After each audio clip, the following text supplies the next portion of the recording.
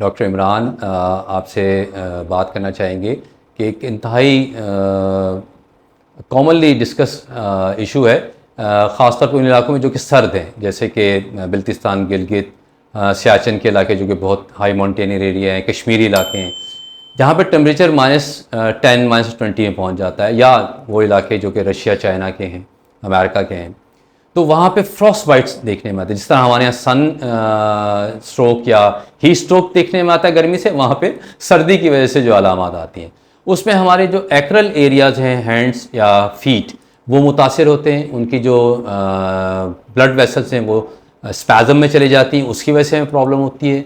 वो लोग जो कि सेंसिटिव हैं, जिनको एक्रोपैथी है, या जो आम हालात में भी अपने हाथ पांव सुन कर लेते हैं एंग्जाइटी की वजह से, या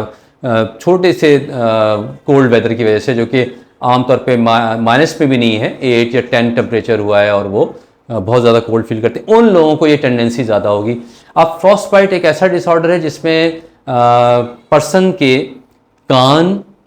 हाथ और पाँव की जो उंगलियां हैं वो सुन होके इस हद तक भी नाकारा हो सकती हैं कि वो गैंग्रीनस हो जाएं और उनमें डिमार्केशन लाइन आ जाए और वो एम्पुटेट करनी पड़े। उससे बचने के लिए आपको ज़रूरी है कि पहले ही आप अपने ऐसे हेल्दी कपड़े और ऐसे गर्म कपड़े रखें, जूते आपके ऐसे अच्छे हों जो कि डबल लेयर्ड के साथ हों। और उन इलाकों में जो स्टूडेंट्स या हमारे माइग्रेंट्स नए नए जाते हैं, तो उनको ये बताना ज़रूरी है कि 15 दिन तक उनकी एक्लेमेटाइजेशन ही पूरी नहीं होती, तो उन्हें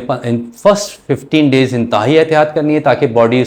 उस एनवायरनमेंट के साथ कोप करने के काबिल हो जाए। उसके बाद जब वो देखेंगे कि उनका एक्सपोजर बाहर जाने का है, तो वो 15-20 मिनट से ज़्यादा अपने आप को एनवायरनमेंट से एक्सपोज ना करें, क्योंकि उसके बाद आम लोकल्स की भी कॉम्प्लिकेशन शुरू हो जाती है। तो आपकी तो इंतहाई दर्जे की कॉम्प्लिकेशन हो सकती है, जिसमें सांस भी है, जिसमें नाक आपकी सुन्न हो सकती है, नेक्रोट हो सकती है बाद में, इस तरह से सुन्न हो सकती हैं उंगलियां और पाँव। तो वहाँ पे आपको स्पेशल टाइप के ग्लव्स मिल जाते हैं, सॉक्स मिल जाती हैं, क्लॉथिंग मिल जाती है, साथ ही आप डबल लेयर्ड आपके डोर्स होते हैं। और अगर आप एक्सपोज हो गए हैं, गाड़ियों में हैं, अपने आप को टेम्परेचर कंट्रोल टेम्परेचर में हैं, तो ये रखें कि आधे घंटा या से ज़्यादा तो आप बिल्कुल भी बाहर नहीं रह सकते,